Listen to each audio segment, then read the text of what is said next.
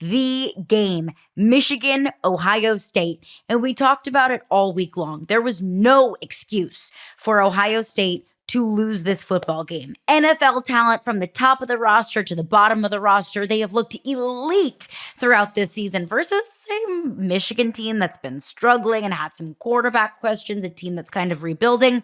But it's Michigan that shocked the world. They get their fourth consecutive win over Ohio State. Adam, there's so many ways that we can, go through this game and nitpick what went right and what went wrong. I think the biggest storyline is the big picture and what this means for Ohio State and what this means for Ryan Day. Yeah, let me be very clear. Today is the worst day of Ryan Day's coaching career. This was a Michigan team that was 20-some point underdogs with no Jim Harbaugh, a new head coach, first-time head coach, no Will Johnson, no Colston Loveland, a walk-on at quarterback, and Ohio State spent the most money in America on their roster and still can't beat a bad Michigan team. On top of Ryan Day, Chip Kelly picked the worst game of his career to call one of the worst games of his career. I mean, Ohio State was bad on offense. They could not run the football, and having to reshuffle their offensive line during this back half of the season caught up to them today.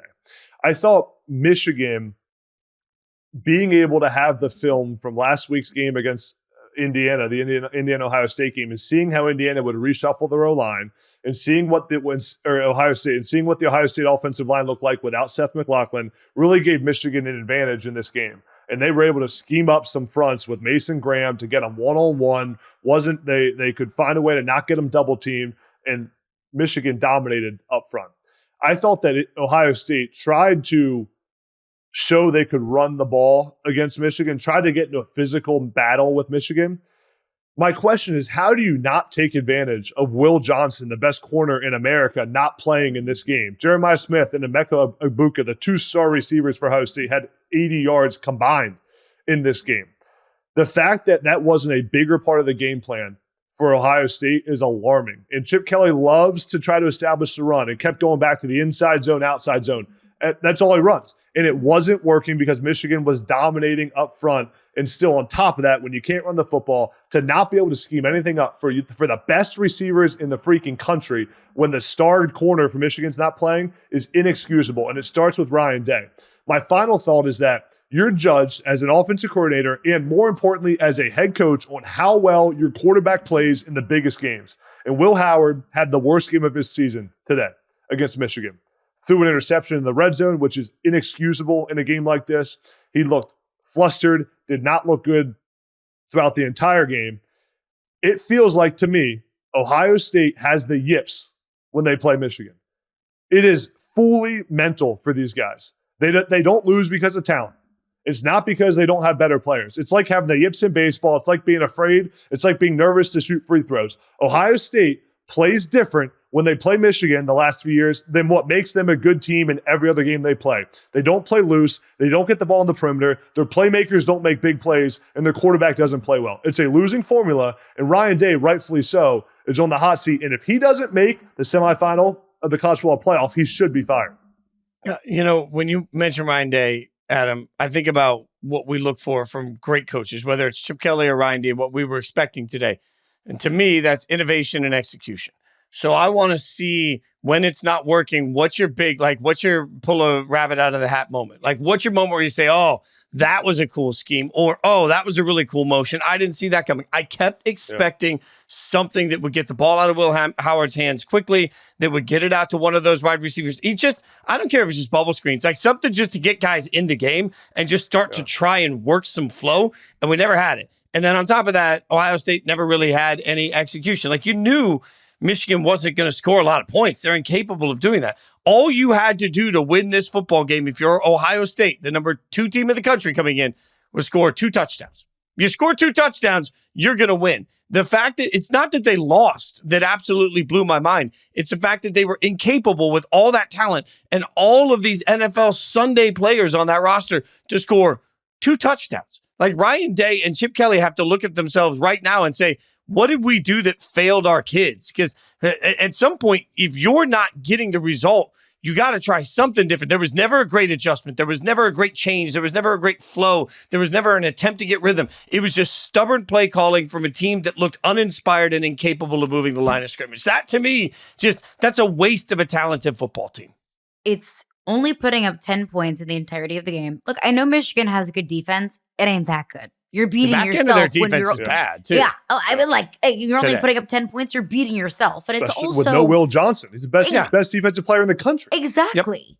And then the final possession of the game, when Michigan kicked the field goal to go up 13-10. And what you need to do, you absolutely, positively have to at least get a field goal to keep yourself alive, but ideally score a touchdown and completely end it. And all you can do on 4 downs is muster up 1 yard.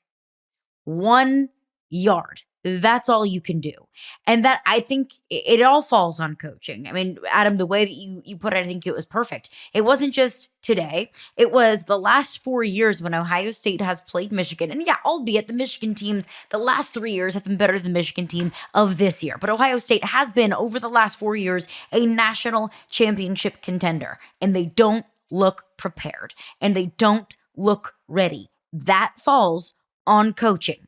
And when they play in the college football playoff, whether it's, missing a field goal against Georgia in the college football playoff, or whether it's Alabama in the national championship in 2020, whatever it might be, in these big time have to have it games where the entire fan base is invested, when the entire country is invested, Ohio State does not play up to the moment. That all falls on coaching. I don't care who's your quarterback. I don't care how much talent you have on that roster.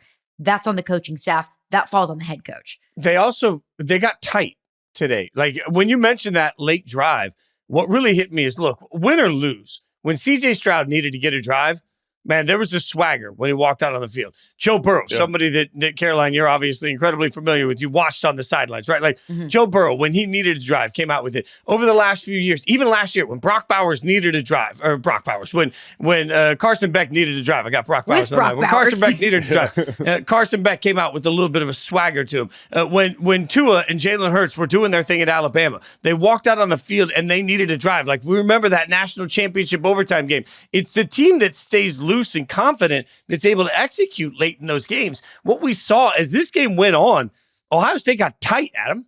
Yeah. The drive that I thought Ohio State was cooked in this game was a 10-10 ball game in the third quarter. It was the drive that Ohio State ends up missing the field goal on. And Ohio State had a 1st down and 10 on like the 15-yard line. And their play sequence was inside zone for 0 yards, some gadget dump-off pass play to the tight end for 0 yards, and then 3rd and 10 with, I remind you, the best receiver core, one of the best in the country, Jeremiah Smith, Emeka Buka, Cardinal Tate, with a Michigan defense with no Will Johnson, the best corner in the country, and they run the football on 3rd down and 10 for 0 yards. It's 4th and 10. They missed the field goal. What is that?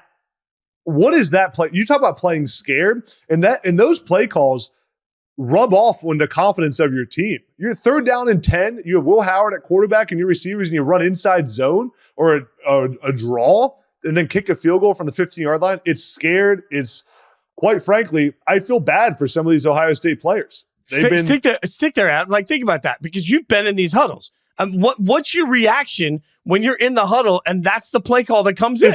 If I'm Jeremiah Smith on 3rd down and 10 in the red zone, Will Johnson is out of this game, and Will Howard's at quarterback, 10-10 ball game, biggest game of the year, and we call a running back draw on 3rd down and 10. I mean, I'm losing my mind. And what it tells me is my coaches don't have confidence that I can win one-on-one. Or they don't have confidence in our quarterback, Will Howard, that he can not throw an interception right here, and they're playing conservative. Oh, let's just take a 3-point lead against Michigan. It's all we need. Go try to win the game at some point. And it reflects on how this team plays consistently against Michigan. Against any other team in the country, Ohio State is ripping the ball down the field on 3rd down and 10 in that situation. Against Michigan, they run a halfback draw and pick up no yard. Will Howard got the deer in the headlights look. And I don't know when it started, and I don't know at what point it started to intensify. Obviously, the turnovers do not help. Obviously, and have to have moments when you end up punting, it doesn't help.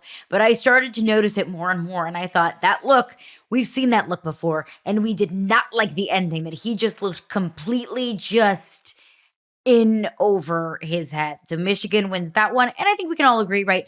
Ohio State's still a playoff team. With 2 losses to Oregon and to Michigan, they're still a playoff team. But a performance like that in the biggest game of the year, it makes you question some things.